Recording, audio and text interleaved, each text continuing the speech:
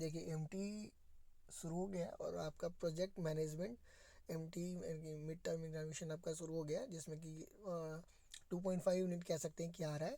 एक यूनिट पूरा, unit 1, unit 2 ये पूरे आएंगे, और यूनिट 3 का आधा आएगा, कुछ टॉपिक्स आएंगे, जिससे फोरकास्टिंग हो गया, मार्केट डिमांड एनालिसिस हो गया, इसके स्टेप्स देख लेंगे।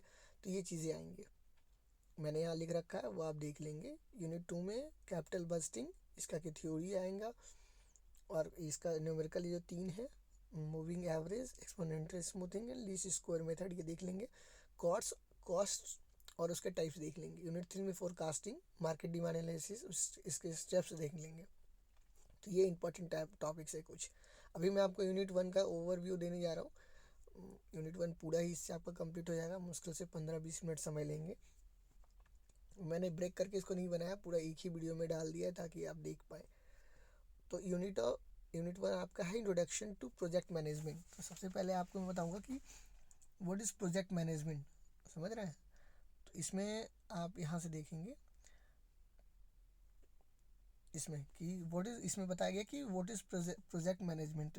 सिंपल भाषा में आप इंग्लिश में इसको डिफाइन कर सकते हैं कि project management is the act of planning, organising and managing a project in order to achieve a predefined goal और आउटकम।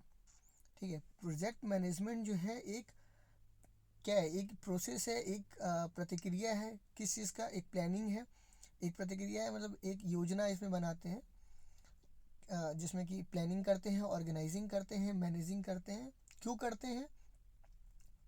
ताकि हम अपने गोल्स को अचीव कर सके, ताकि इसका आउटकम्स हमें पॉजिटिव मिल सके, इसलिए हम प्रोजेक्ट मैनेजमेंट कहते हैं।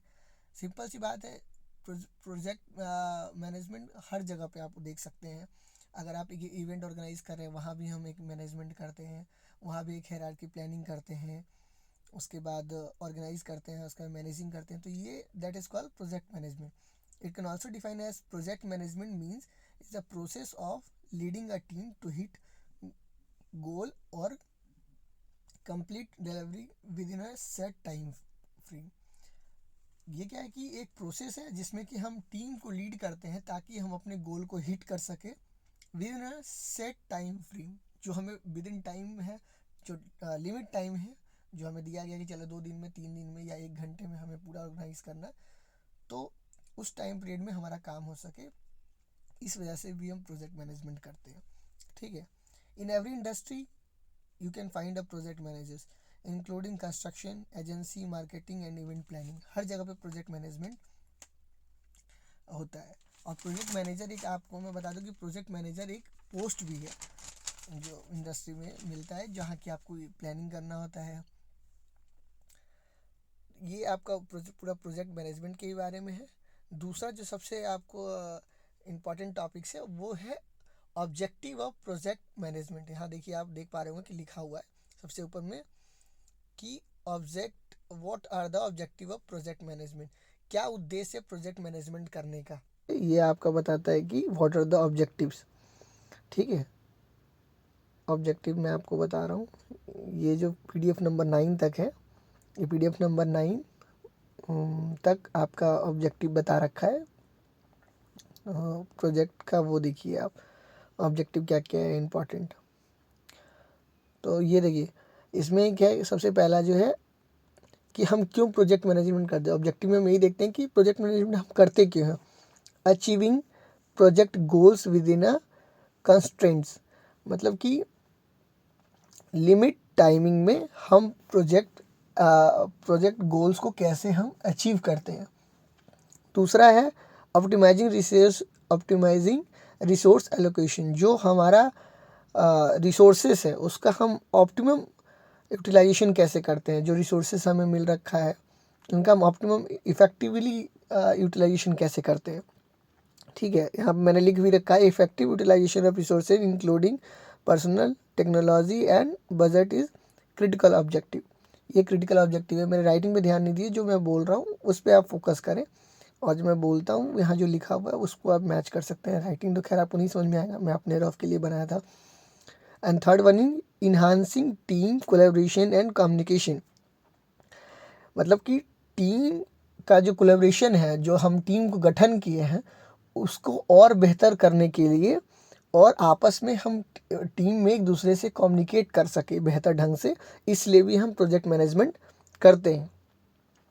ठीक है, इंश्योर क्लियर कम्युनिकेशन एंड, हमने लिख रखा है ensure clear communication and fostering collaboration. इसमें अच्छे से नहीं दिख रहा है, कट गया वो, लेकिन आपको मैं बता दूं कि फोस्टरिंग कोलैबोरेशन होता है ताकि पॉजिटिव एक रिलेशन बन सके हमारी टीम के अंदर, कन्फ्लिक्ट होने से बचा जाए इससे।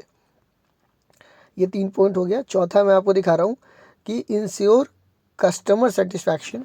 चौथा जो सबसे बड़ा पॉइंट है प्रोजेक्ट मैनेजमेंट करने का, ऑब्जेक्टिव है, उद्देश्य है, इंश्योर कस्टमर सेटिस्फैक्शन। मतलब प्रोजेक्ट मैनेजमेंट इसलिए भी करते हैं ताकि जो कस्टमर ने हमें काम दिया है, जो जिस क्लाइंट ने हमें काम दिया है, उसको मैक्सिमम सेटिस्फैक्शन मिल सके, मैक्सिमम यूटिलिटी मिल सके। समझ रहे हैं? इसमें मैंने लिखा भी कि delivering quality outcome that meet और exceed customer expectation is crucial. सबसे बड़ा बहुत बड़ा ये रोल होता है कि कस्टमर सेटिस्फाइड हो सके। Optimising budget and resources. Budget का ऑप्टिमम रिसोर्स, बजट जो हमें दिया गया कि 3 लाख रुपए जैसे दिया गया कि 3 लाख में आपको एक इवेंट करना है, तो जो हमें मैनेजमेंट जो प्रोजेक्ट मिला है हमें कि 3 लाख में आपको इसको पूरा करना है, तो optimisation of budget and resources का ऑप्टिमम यूटिलाइजेशन हो सके और बजट का ऑप्टिमम यूटिलाइजेशन हो सके, इसलिए भी करते हैं। Project management is an attempt to use the allocated budget and resources in the most efficient manner. This help in save cost. मतलब ये सेव कॉस्ट को सेव करने में भी, जब अगर हम प्रोजेक्ट मैनेजमेंट करते हैं तो ये कॉस्ट को सेव करने में भी मदद करता है हमें। ठीक है, अब मैं आपको अपने इस पीडीएफ में ला रहा हूँ, जो पीडीएफ है आपका वो देख लें आप। तो इस पीडीएफ में अगला जो हम टॉपिक डिस्कस करेंगे वो है प्रोजेक्ट लाइफ साइकिल। सबसे पहले आप देखिए कि what is project life cycle. तो आप इसको डिफाइन कर सकते हैं कि the project life cycle includes the steps required for project managers to successfully manage a project। जैसा कि इसमें जो लिख रखा है डेफिनेशन, ये डेफिनेशन अप्रोप्रिएट डेफिनेशन है, आप इसको भी देख सकते हैं। हिंदी में अगर इसको समझे तो प्रोजेक्ट लाइफ साइकिल क्या है? एक पाथ है, एक प्रोसेस है जिसके थ्रू की प्रोजेक्ट मैनेजर्स अपना प्रोजेक्ट को बनाता है, आपकी कैसे कैसे हम किस काम को करेंगे, किस हायरार्की में करेंगे, या कैसे प्रोजेक्ट शुरू होगा और कैसे ख़त्म होगा। That whole process is known as project life cycle.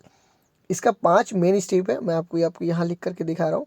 ये जो देयर इज़ 5 प्रोसेस ग्रुप्स है। पहला है इनिशिएटिंग, दूसरा है प्लानिंग, तीसरा है एक्सिक्यूशन, मॉनिटरिंग एंड क्लोजिंग। आपको एक एक करके मैं अभी डिफाइन कर देता हूँ। इनिशिएटिंग में आपको छोटा सा ओवरव्यू दे देता हूँ कि इनिशिएटिंग में क्या है कि हम प्रोजेक्ट के बारे में सोचते हैं कि प्रोजेक्ट हम कैसे करेंगे। इनिशिएशन में क्या होगा कि प्रोजेक्ट को डिफाइन करते हैं कि प्रोजेक्ट हम कर क्यों रहे हैं, क्या ज़रूरत है, इसका ऑब्जेक्टिव क्या है, किसी प्रोजेक्ट को ऑर्गेनाइज करने का कि इसका ऑब्जेक्टिव क्या है, क्या उद्देश्य है इस काम को करने के पीछे। तो इनिशिएशन को हम आइडेंटिफिकेशन फेज भी कहते हैं, जिसमें कि हम जानते हैं प्रोजेक्ट के बारे में कि प्रोजेक्ट कर क्यों रहे हैं हम, क्या पर्पस है करने का। तो इसको डिफाइन करते हैं। डिफाइन होगा प्रोजेक्ट, क्या नीड है, जो इस प्रोजेक्ट को करने का जो उद्देश्य है उसमें क्या क्या क्या चीज़ की ज़रूरत पड़ेगी। ठीक है, ऑब्जेक्टिव फाइंड करेंगे कि क्या यूज़ कर सकते हैं हम इसमें, मतलब क्या किस किस चीज़ का इस्तेमाल होगा इस प्रोजेक्ट में, जिस हिसाब से डिमांड है या जो जो इसका ऑब्जेक्टिव है, रिस्क कितना है, ये सारी चीज़ों को हम देखेंगे इनिशिएशन और आइडेंटिफिकेशन फेज में। नंबर 1 हो गया, जब हम देख लेंगे, जान लेंगे कि क्या करना है, उद्देश्य क्या है, उस हिसाब से हम प्लानिंग करेंगे। जैसे ठीक है अब हमको ये काम करना है तो ऐसे ऐसे होगा ये। तो प्लानिंग, दूसरा जो प्लानिंग है उसको फॉर्मुलेशन फेज भी कहते हैं। अब प्लान करेंगे रिक्वायरमेंट के हिसाब से। रिक्वायरमेंट देख लिए, डिफाइन इनिशिएटिंग फेज में देख लिए कि क्या क्या रिक्वायरमेंट है, उस हिसाब से हम इसमें देखेंगे कि जो रिक्वायरमेंट है, जो जो हमें चाहिए, डेफिनेशन जो हमने देखा है फर्स्ट वाले में कि हमें क्या उद्देश्य है काम करने का, तो क्या दूसरा में प्लानिंग करेंगे क्या क्या चीज़ का इस्तेमाल हमें इसमें होगा, क्या क्या रिक्वायरमेंट्स है। एक तरह से रोड मैप बनाएंगे, प्लानिंग में स्ट्रैटेजी बनाएंगे कि कैसे हम काम को करेंगे, कैसे हम गोल को अचीव करेंगे। पहले में हम गोल देख लिए, दूसरे में हम गोल को कैसे अचीव करेंगे, पूरी प्लानिंग बनाएंगे, रोड मैप बनाएंगे, कितना टाइम लगेगा, क्या कॉस्ट लगेगा, एक्टिविटी कब क्या कैसे करना है, ये सारी चीज़ें हम प्लानिंग में करेंगे। अब जब प्लान कर लिए तो उसके बाद एग्जीक्यूट करेंगे किसी चीज़ को, कि जो प्लान बनाया है वो हम एग्जीक्यूट कर पा रहे हैं कि नहीं ठीक से, उसको हम थर्ड स्टेप में काउंट करेंगे, एग्जीक्यूटिंग और इम्प्लीमेंटेशन फेज, थर्ड जो है। तो अब तक तो हम सोच रहे थे कागजी रूप पे, प्लानिंग अभी हम कागजी रूप में या रोड मैप अपने दिमाग में ही बनाते हैं, लेकिन थॉट जो है एक्सक्यूशन वो हम धरातल पे काम करके, अब तो जो हमने सोचा है वो धरातल पे कैसे काम होगा। तो टीम थॉट पे क्या है एक्सक्यूशन, पहले तो टीम बनाएंगे, कैसे कैसे जो प्लान हमने किया उसको करने के लिए पहले हम टीम को टीम बनाना होगा कि चलो आप इस काम को देखेंगे, जैसे आप साउंड सिस्टम देखेंगे, आप वेलकम का देखेंगे, आप कैटरिंग का देखेंगे, तो एक तरह से टीम बनाएंगे कि आपको इन सेक्टर में काम करना है, इस टाइम पे आपको काम करना है, ठीक है।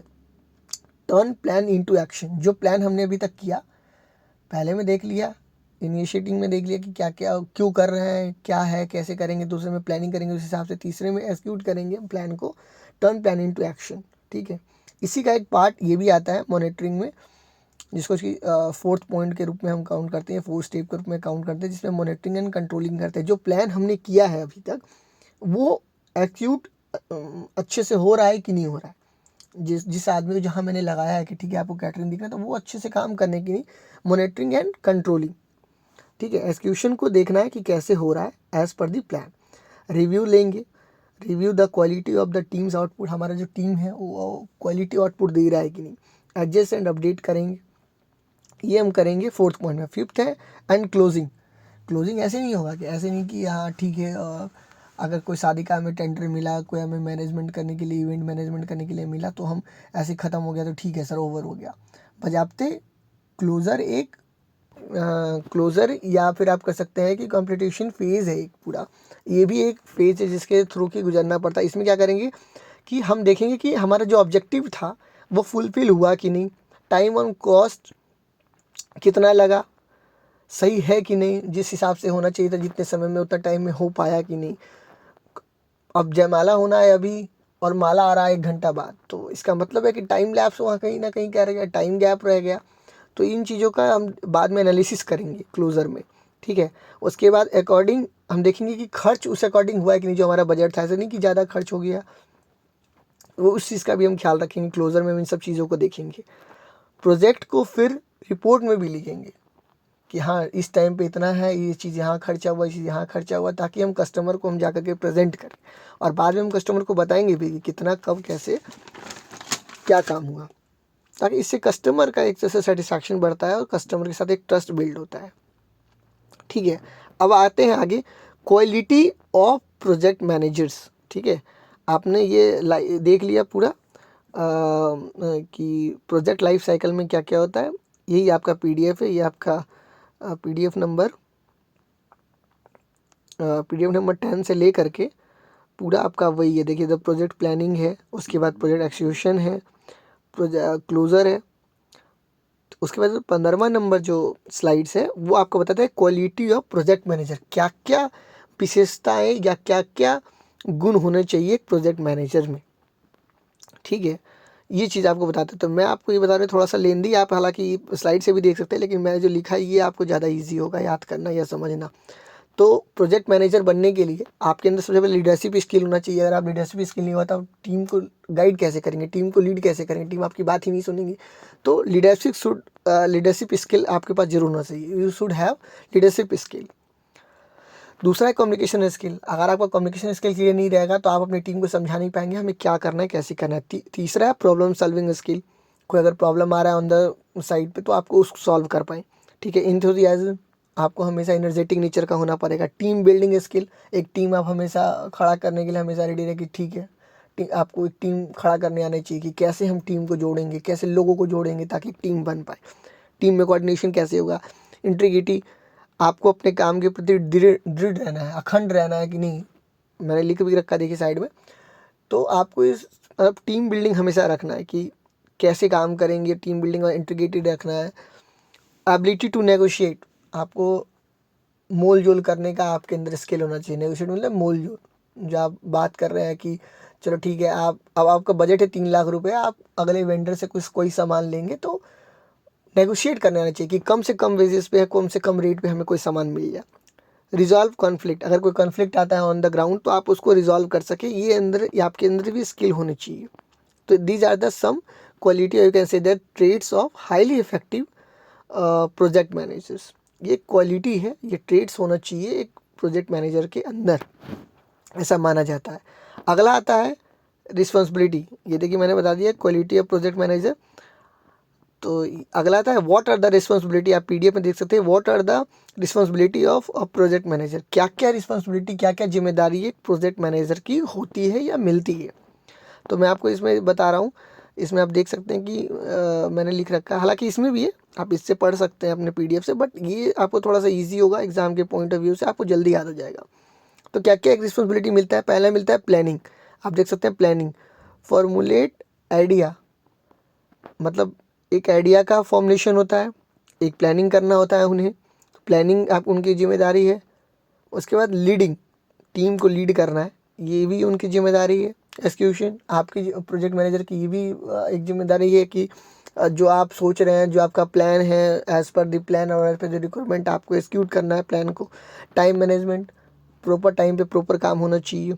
बजट, जो बजट आपको मिला है उसको एलोकेट करना है, कितना रुपया से क्या कहाँ खर्च होगा। अगर कोई शादी का आपको बजट, कोई आपका इवेंट है जैसे वेडिंग प्लानिंग आप कर रहे हैं, तो उसमें आपको 10 लाख रुपये मिले, तो उसमें आपको बजट एलोकेट करना पड़ेगा कि 2 लाख 1 लाख रुपये में खाने में खर्च करना है, 1 लाख रुपये डेकोरेशन में खर्च करना है, 1 लाख रुपये साउंड इफेक्ट में करना है। तो क्या आपको कहाँ बजट एलोकेशन का आपको इनसे होना चाहिए, जिम्मेदारी उनकी होती है। डॉक्यूमेंटेशन, जैसा मैंने आपको बताया था कि उसमें प्रोजेक्ट लाइफ साइकिल में कि लास्ट जो पॉइंट था क्लोजर, उसमें आपको क्लाइंट को बताना था डॉक्यूमेंटेड करके कि हाँ सर ये ऐसे ऐसे हुआ। तो उसमें आपको डॉक्यूमेंटेशन भी आपका एक जिम्मेदारी है कि आपको रखना है लिखित रूप से सारी चीज़ों को। इवेल्युएट प्रोजेक्ट परफॉर्मेंस, आपको लास्ट में प्रोजेक्ट का परफॉर्मेंस भी देखना है कि आपका जो टीम है वो मैक्सिमम आपको रिटर्न या ऑप्टिमम आपको दिया कि नहीं दिया वो, ठीक है, इस चीज़ का आप ख्याल रखेंगे। और उसके बाद आता है सॉल्व इशू दैट अराइज, आपको इशू रिजॉल्व करना है जो आपको ऑन द ग्राउंड राइज हो रहा है। अगला जो टॉपिक है आपका स्लाइड नंबर 70, वो उसमें आपको देखना है कि what is the project selection. तो प्रोजेक्ट सिलेक्शन के बारे में आपको पढ़ना है कि इसमें सिंपली आपको यही देखना है कि प्रोजेक्ट को आप, जैसे आपको 2 प्रपोजल मिल रहे हैं, 2 प्रोजेक्ट एक ही साथ मिल रहा है। फॉर एग्जांपल आपको 2 शादी का प्रोजेक्ट एक ही साथ मिल रहा है कि आपको सर यहाँ करवाना है वहाँ, तो आप किस बेसिस पे प्रोजेक्ट का अपना सिलेक्शन करेंगे, उसमें आपको इसमें आपको बताया गया है, ठीक है। इसको आप इंग्लिश में डिफाइन कर दीजिए, project selection is the evolution of project ideas to help decide which project has the highest priority। ठीक है, प्रोजेक्ट सिलेक्शन का एक एवोल्यूशन है प्रोजेक्ट आइडियाज़, जो कि हमें प्रोजेक्ट आइडियाज़ देता है कि या हेल्प करता है डिसाइड करने में कौन सा प्रोजेक्ट को हम प्रायोरिटी दें, कौन सा प्रोजेक्ट हमारे लिए अच्छा होगा। जैसे कि इसमें भी लिखा हुआ है वो चीज़, आप पीडीएफ में भी पढ़ सकते हैं। Project selection is the process of evaluating and choosing project that both align with organisation objective and maximise its performance. Performance भी ज़्यादा अच्छा हो और हमारे ऑर्गेनाइजेशन के लिए भी उसका ऑब्जेक्टिव जो है हमारा अर्निंग या जो भी है वो मीट करे उससे, ठीक है। तो it is based on certain criteria to determine the order of execution। इसमें कुछ क्राइटेरिया हम बनाते हैं प्रोजेक्ट सिलेक्शन करने के लिए। कौन कौन से क्राइटेरिया है वो हम आगे देखेंगे। Analysis potential return on undertaking a project, इसमें पोटेंशियल रिटर्न देखते हैं क्या रिटर्न हमें वापस आएगा। There is a certain method और model through which we choose the project. There is a certain method, कुछ मेथड्स हैं और कुछ मॉडल्स भी है जिसके थ्रू कि हम इजीली डिसाइड करते हैं कि which project is good for our organization और फॉर द कस्टमर, जिस भी नज़रिए से आप देखें। जैसे क्या लिखा है, typically when project manager select a project they may be consider the following factor. इस फैक्टर पे जो है प्रोजेक्ट मैनेजर प्रोजेक्ट को सेलेक्ट करता है कि ये हमारे लिए अच्छा है, ये हमें नहीं करना। पहला आता है कॉस्ट। कॉस्ट के माध्यम से देखते हैं कि कौन सा प्रोजेक्ट हमारे लिए अच्छा है, कौन सा प्रोजेक्ट में रेट ऑफ रिटर्न ज़्यादा है। इस वजह से भी हम देखते हैं कि किस में ज़्यादा कॉस्टिंग आएगा, किस में कम कॉस्टिंग आएगा। इस बेसिस पर प्रोजेक्ट का सिलेक्शन करते हैं। रिसोर्सेज देखते हैं कि किस में ज़्यादा रिसोर्सेज का इस्तेमाल, देखते हैं कि किस में, किस प्रोजेक्ट में या किस जो हमें इवेंट मिल रहा है, प्रोजेक्ट मिल रहा है, किस इवेंट में ज़्यादा रिसोर्सेज लगेंगे या इजीली रिसोर्स अवेलेबल हो जाएगा। अब कोई बड़ी शादी कर रहे हैं, उसमें कस्टमर डिमांड कर रहा है कि हमें जर्मनी का कोई प्रोडक्ट चाहिए, तो हम उसमें तो वो प्रोडक्ट लाने के लिए ठीक है उसमें अर्निंग है अच्छी, बट वो रिसोर्स अवेलेबल करवाने के लिए कहीं ना कहीं हो सकता है मेरे पास ऑप्टिमम रिसोर्सेज ना हो, संसाधन ना, उतनी बात ना हो हमारी हो कि हम उस प्रोडक्ट अवेलेबल कर पाएँ। तो हम ऐसे क्लाइंट के साथ काम क्यों करेंगे जिसका कि हम सेटिस्फैक्शन लेवल उतना नहीं कर पाएँ, जहाँ हमारी रीच नहीं है, या हमारा कॉस्टिंग भी उसमें ज़्यादा लगेगा और रेट ऑफ रिटर्न भी नहीं आएगा, क्योंकि क्लाइंट खुश नहीं होगा, आपकी रीच उतनी नहीं है। तो ये भी देखते हैं resources, benefit of ROI, rate of return कितना। जैसे हम 20 लाख रुपए लगा रहे हैं, इस प्रोजेक्ट से हमें 40 लाख रुपए आ रहा है कि नहीं। अगर 2 प्रोजेक्ट आ रहा है मेरे पास, हम दोनों में देखेंगे इस प्रोजेक्ट में 20 लाख रुपए लग रहा है तो इससे हमें 10 लाख रुपये एक्स्ट्रा कमाई हो रहा है, यानी कि 30 लाख रुपये रिटर्न हो रहा है। इस प्रोजेक्ट में हम 20 लाख लगा रहे हैं और इसका रिटर्न हमें 30 लाख जैसे 25 लाख रुपये आ रहा है, तो 5 लाख रुपये इससे ज़्यादा हो रहा है फर्स्ट वाले में, तो हम फर्स्ट वाले को चूज़ करेंगे। This project is good for organisation और फॉर अस। तो प्रोजेक्ट सिलेक्शन के ये कुछ आप कह सकते हैं कि फैक्टर्स हैं जिसके बेसिस पे ये करते हैं। Time to complete the project, अब देखते हैं कि प्रोजेक्ट 1 जो है वो 5 दिन में कंप्लीट हो रहा है और इसका रिटर्न भी अच्छा है। प्रोजेक्ट 2 देखते हैं कि ये 1 महीना में कंप्लीट हो रहा है, तो हम प्रोजेक्ट 1 ही चूज़ करेंगे इस परिस्थिति में। टाइम भी देखते हैं कि कब कंप्लीट हो रहा है। रिस्क देखते हैं किस में ज़्यादा रिस्क है, किस में कम रिस्क है, ठीक है। और देखिए प्रोजेक्ट सिलेक्शन करने की दो, मतलब आप कह सकते हैं 2 तरह के मॉडल्स है, ये 2 तरह के मेथड्स है। एक नॉन न्यूमेरिक मॉडल्स है और एक न्यूमेरिक मॉडल है। नॉन न्यूमेरिक मॉडल में कि न्यूमेरिकली हम देखते हैं, न्यूमेरिकली हम नहीं देखते कि मतलब जैसे कि हम कैलकुलेट नहीं करते हैं डेटा को, या नंबर्स में नहीं देखते हैं कि क्या है नहीं है। हम सिर्फ मतलब एक तरह से टाइम देखते हैं, बेनिफिट देखते हैं, रिसोर्स देखते हैं, इसी बेसिस पे हम चूज़ कर लेते हैं। न्यूमेरिक वे में हम जब आते हैं तो हम देखते हैं पे बैक, NPV, डिस्काउंट, ठीक है। जैसे कि मैंने आपको यहाँ बता भी रखा है कि ये चीज़ें जो हैं हम लोग यहाँ देखते हैं कि 2 तरह के हैं, नॉन न्यूमेरिक मॉडल और न्यूमेरिक मॉडल।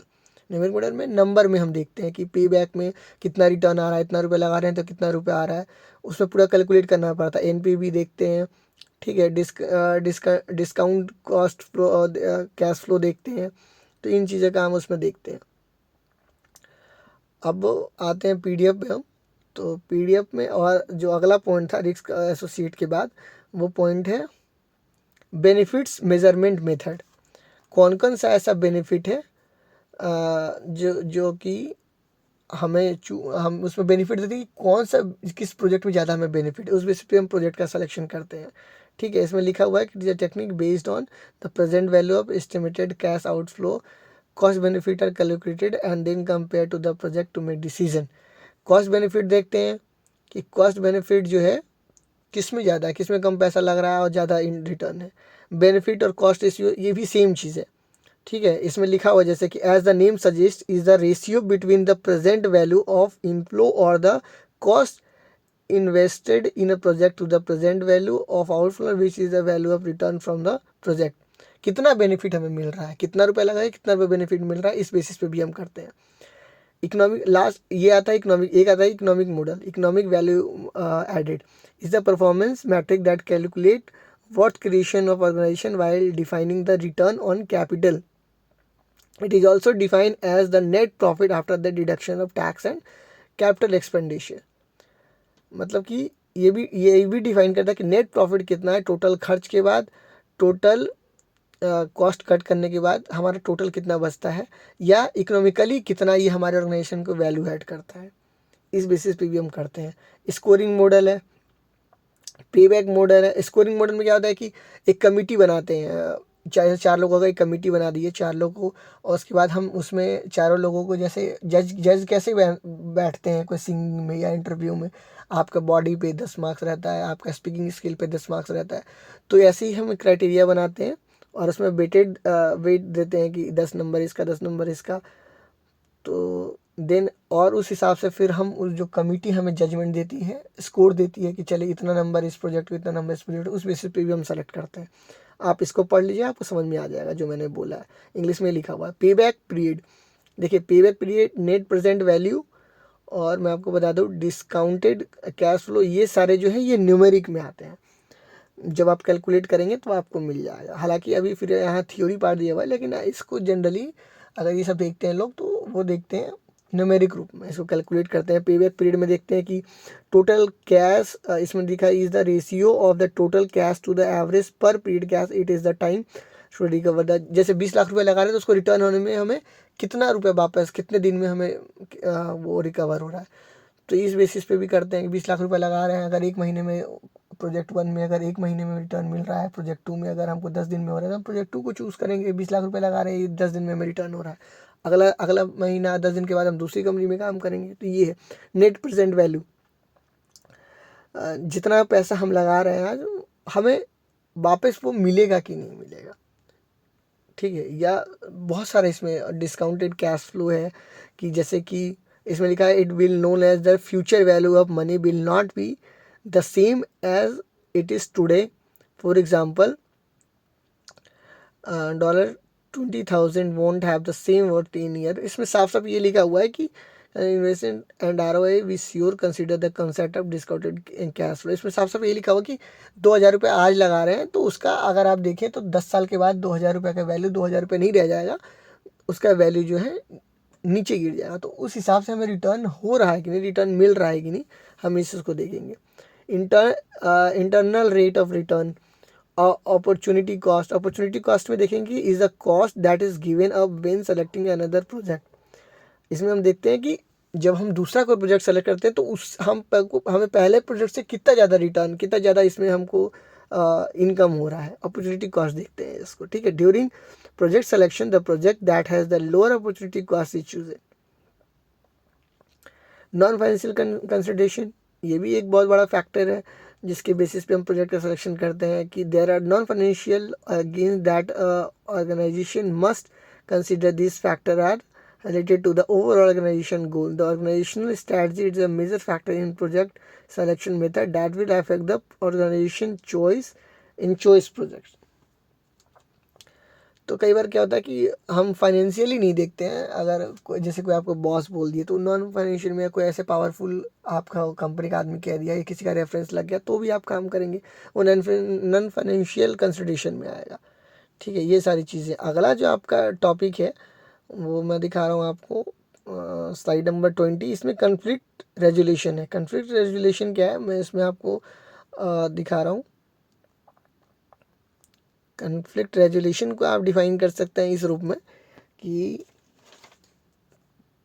हाँ, conflict a way for two or more parties to find a peaceful solution to a disagreement among them। Conflict resolution है क्या हिंदी में समझिए, जब दो लोगों की, दो पार्टी के बीच में लड़ाई हो जाती है, दो लोगों के बीच में जब ऐसे बात हो जाती है, ऊपर नीचे हो जाता है, तब उसको कैसे रिजॉल्व करेंगे, that is known as conflict resolution. वही है, एक तरीका है कि कैसे हम कॉन्फ्लिक्ट दो लोगों के बीच में मतभेद हो तो उसको दूर करें एग्रीमेंट के थ्रू या जैसे भी।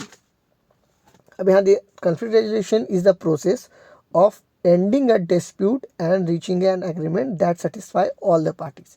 कॉन्फ्लिक्ट रेजोल्यूशन एक प्रोसेस है जिसमें कि जो झगड़ा है उसको ख़त्म करते हैं और एक ऐसे एग्रीमेंट पे पहुँचते हैं जो कि दोनों पार्टी उससे सहमत होते हैं कि ठीक है चलिए एग्रीमेंट हो गया कि चलिए हम भी खुश रहेंगे आप भी खुश रहेंगे, ऐसे ऐसे काम कर लेते हैं, ठीक है।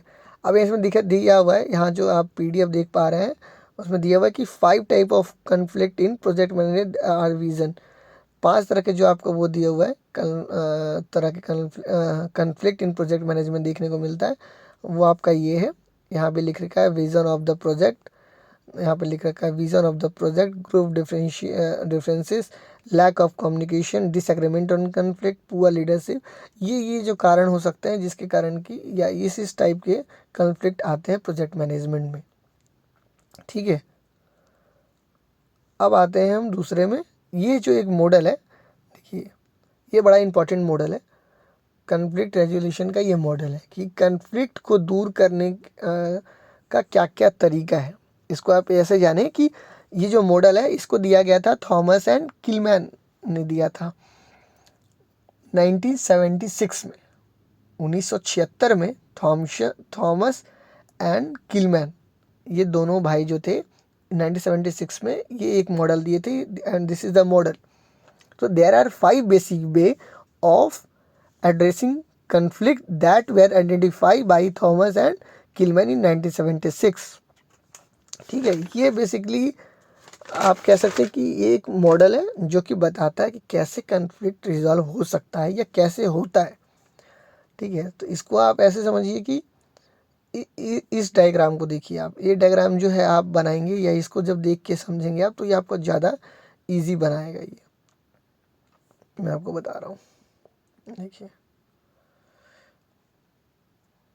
हाँ, तो ये देखिए कन्फ्लिक्ट हैंडलिंग मॉडल, इसको हम कन्फ्लिक्ट हैंडलिंग मॉडल भी बोलते हैं। और ये वही सेम मॉडल है। ये आपका 4 कोऑर्डिनेट के रूप में बनेगा। एक हॉरिजेंटल लाइन आप खींचेंगे, एक वर्टिकल लाइन खींचेंगे, और वर्टिकल लाइन में आप देख सकते हैं कि इसमें लिखा हुआ है एसर्टिवनेस। एसर्टिवनेस में क्या है कि इसमें कंसर्न फॉर सेल्फ, मतलब कि आप अपने लिए कितना कंसर्न है। और आप अगर हॉरिजेंटल लाइन देखेंगे उसमें है कोऑपरेटिवनेस, उसमें कंसर्न फॉर अदर्स। ठीक है, दूसरे के लिए आप कितना सोचते हैं, इन दोनों के बेसिस पे आप, या आप कितने अपने लिए कंसर्न है, दूसरे के लिए कितने कंसर्न है, इस बेसिस पे कॉन्फ्लिक्ट का रेजोल्यूशन होता है कई बार। इसमें देखिए 5 आता है, 5 तरह के उन्होंने बताया है कि ये वे है जिसके थ्रू की कॉन्फ्लिक्ट को हैंडल किया जा सकता है।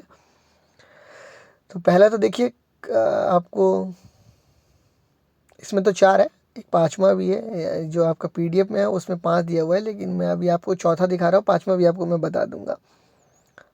ये देखिए आप देख सकते हैं कि जो ये 4 दिया हुआ है, पहला जो क्वाड्रेंट है इसमें आप ऐसे आप इसको बना लेंगे, इसको आप पढ़ लें अच्छे से। लेकिन इसमें आपको याद रखना है बस, पहला जो क्वाड्रेंट है उसमें कंपीटिंग आएगा, दूसरा है कोलैबोरेटिंग, तीसरा है अवॉइडिंग, एंड चौथा है एकोमोडेशन। पहला जो कंपीटिंग है इसमें बताया गया है कि जैसे सेल्फ के लिए किधर है, सेल्फ के लिए आप देखिए जहाँ असर्टिवनेस लिखा हुआ है, ये है concern for self. Concern for self में आप देखेंगे कि आप अपने लिए जो है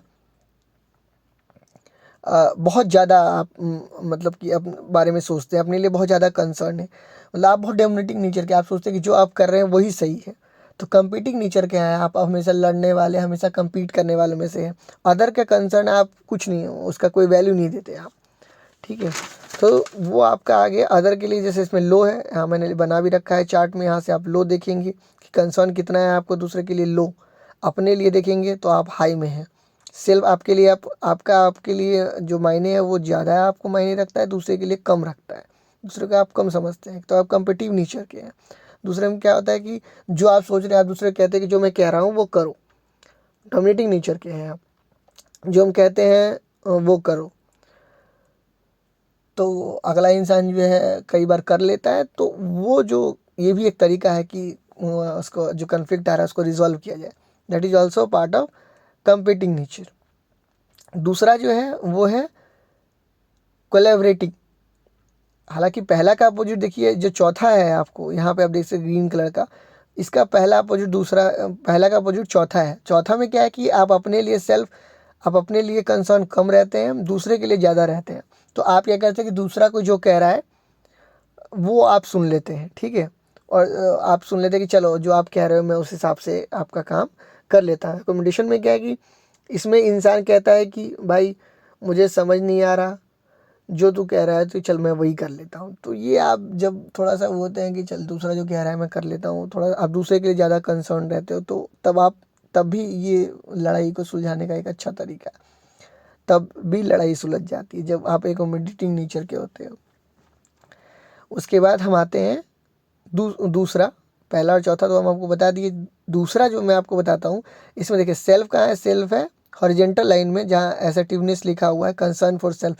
कंसर्न फॉर सेल्फ में आप हाई हैं, अदर के लिए भी आप हाई हैं, मतलब कि आप अपने लिए भी मायने रखते हैं कि आप क्या सोचते हैं, दूसरा क्या सोचता है वो भी, उसके लिए भी आप मायने। उसमें क्या करते हैं, आप दोनों एक दूसरे की बात सुनते हैं और आप कोलैब कर लेते हैं, इसमें दोनों पार्टी सुनते हैं एक दूसरे की बात, और जो बीच का रास्ता होता है, मध्य का रास्ता निकाल के या दोनों मिल करके काम कर लेते हैं। That is known as collaborating.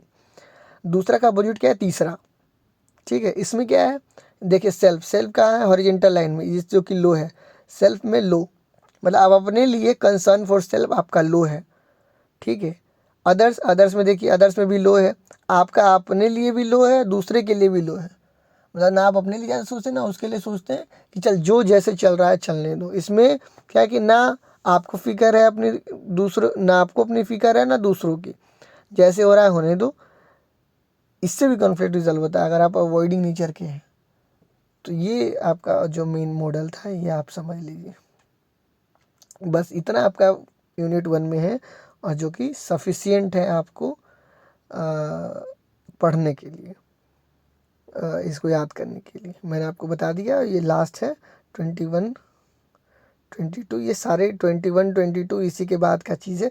Compromising में क्या होता है कि एक पार्टी दूसरे पार्टी दोनों मिलके कंप्रोमाइज़ कर लेते हैं थोड़े थोड़े, इसमें कोई भी पार्टी सेटिस्फाइड नहीं होता। पांचवा जो मैं छूट गया तो मैं बता दूंगा आपको, जो कि कोई पार्टी पूरा सेटिस्फाइड नहीं होता।